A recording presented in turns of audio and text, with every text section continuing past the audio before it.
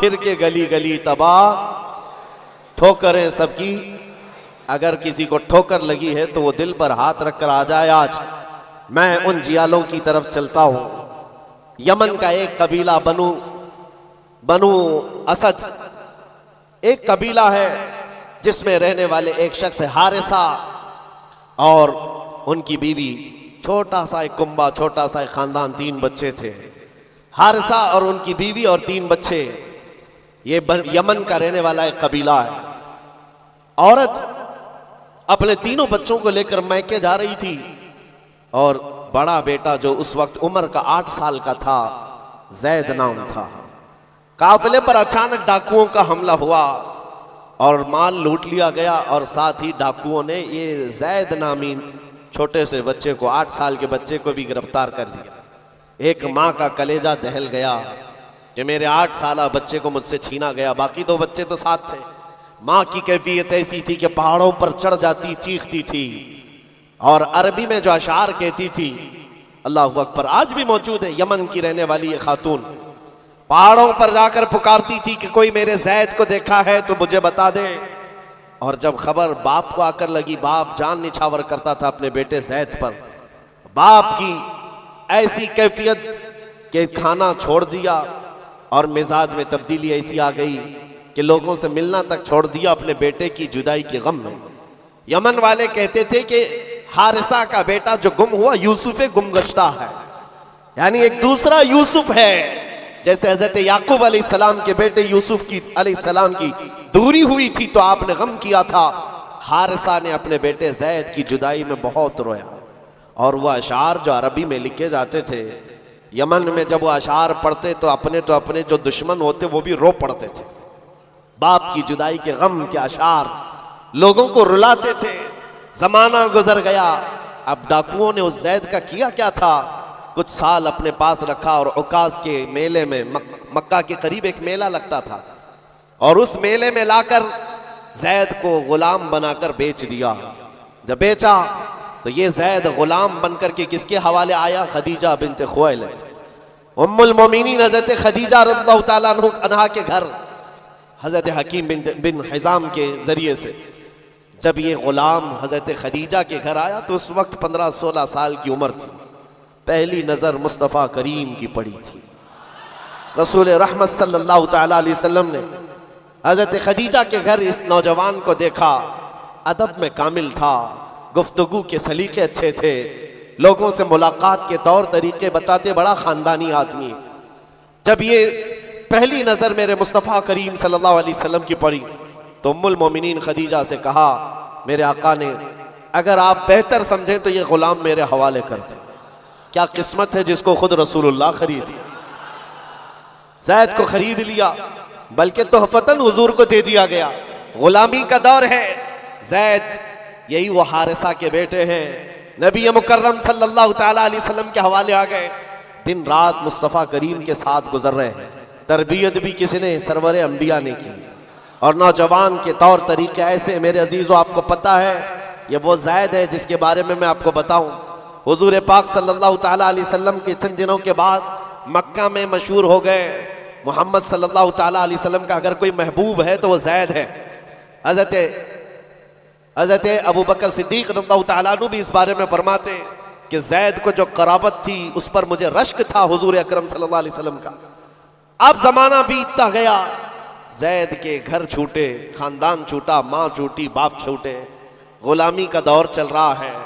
एक बार हज के लिए एक कबीला यमन से आया हुआ था, और यमन वाले हज करने के बाद वो अशार सुना रहे थे जो हारिसा जैद के बाप ने लिखे थे अशार, और रुला रहे थे।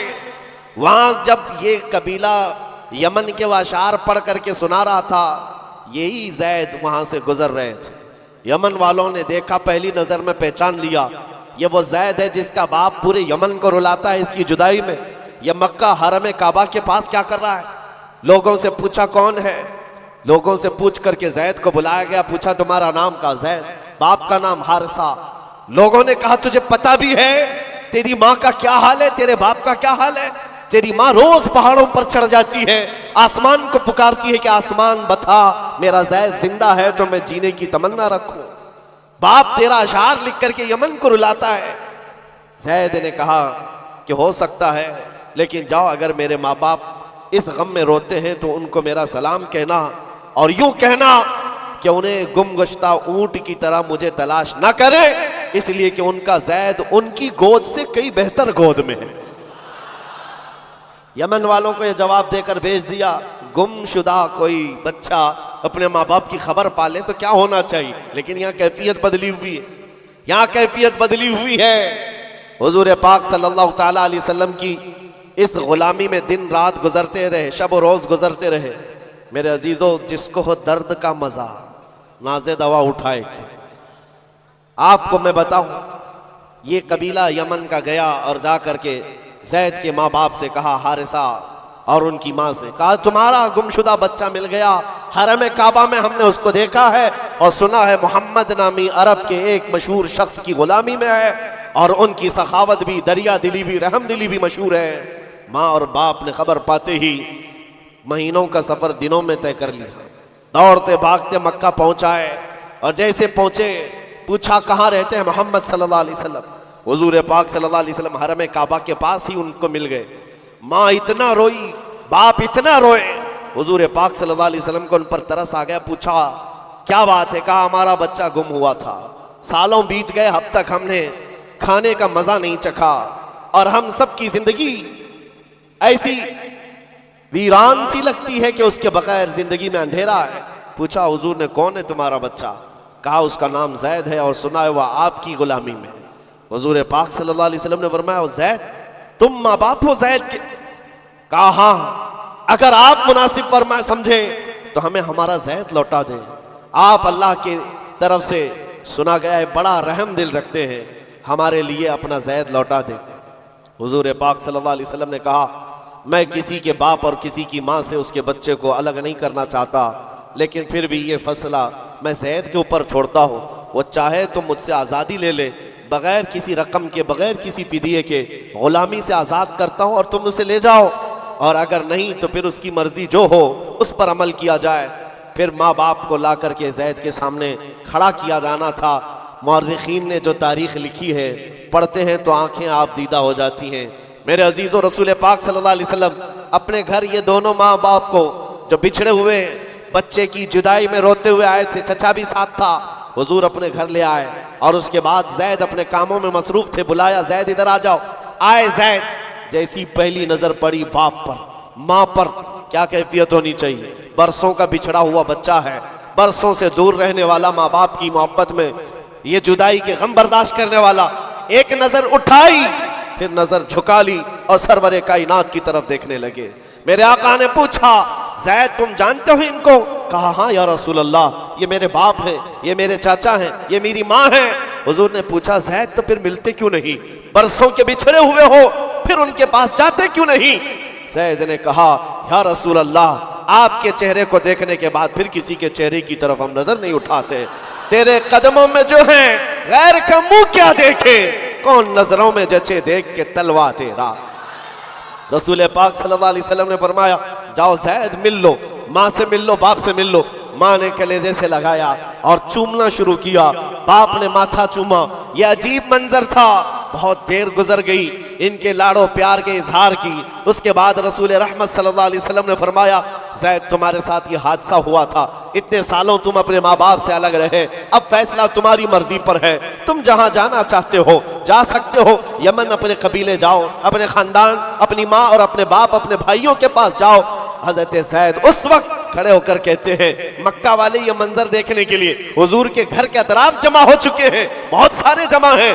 जैद ने सबको मुखातिब करके कहा, ऐ लोगो हाजिरीन मजलिस, सब देखो, ये मेरी माँ है, ये मेरे बाप हैं, ये मेरे चचा हैं, लेकिन सबको गवाह बनाकर कहता हूँ, मोहम्मद अरबी सल्लल्लाहु अलैहि वसल्लम की गुलामी 1000 आजादियों से अफजल है। मैं अपनी माँ के पास न जा सकता हूँ, न बाप के पास जाना चाहता हूँ, मैं हमेशा इसी दर की गुलामी में रहना चाहता हूँ। माँ कहती है, बेटा आजाद कर रहे हैं तुझे मोहम्मद सल्लल्लाहु अलैहि वसल्लम, तुझे आजाद कर रहे हैं। दुनिया में किसी को आजाद कर दिया जाए उस वक्त तो बहुत बड़ी नेमत समझी जाती थी, लेकिन तुम हो कि आजाद होना नहीं चाहते। जैद ने कहा, 1000 बाप और 1000 माँ मिलकर जो अपने बच्चों पर शफकत नहीं कर सकती, वो मोहम्मद रसूलुल्लाह ने मेरे साथ किया है। जैसे ही हजरत जैद का ये ऐलान मक्का वालों ने सुना तो क्या रसूल रहमत सल्लल्लाहु ताला अलैहि वसल्लम ने उनको छोड़ दिया। आता है फकीरों पे उन्हें प्यार कुछ ऐसा, खुद भीख दें और खुद कहें मंगते का भला हो। हुजूर रहमत सल्लल्लाहु ताला अलैहि वसल्लम, रहमत आलम सल्लल्लाहु अलैहि वसल्लम ज़ैद का हाथ पकड़ करके ले जाते। कहाँ लेकर के आए? हरम काबा के पास आए, पूरे मक्का वालों को मुखातिब करके कहा, ऐ मक्का वालों गवाह रहना, मैंने ज़ैद को गुलामी से आजाद किया और आज के बाद से ये मेरा वारिस है और मैं इसका वारिस। मक्का में ये बात मशहूर हो गई। क्या? ज़ैद को ज़ैद बिन हारिसा कम कहा जाता था, ज़ैद बिन मोहम्मदुर रसूलुल्लाह कहा जाता। मोहम्मदुर रसूलुल्लाह का बेटा ज़ैद। मेरे अजीजों, जो इस दरबार में आया है, जाहिर सी बात है ये वो मजा है जिसको चखने के बाद ही बरेली के इमाम ने कहा था, फिर के गली गली तबाह, ठोकरें सबकी खाई क्यों, दिल को जो अक्ल दे खुदा तेरी गली से जाए। हुजूर पाक के दरबार का लुत्फ जिसने उठा लिया है, फिर वो किसी और दरबार की तरफ मुंह भी नहीं करता। हुजूर अकरम सल्लल्लाहु ताला अलैहि वसल्लम की बारगाह की लज्जत जिसे हासिल है, वो आज के हैप्पी न्यू ईयर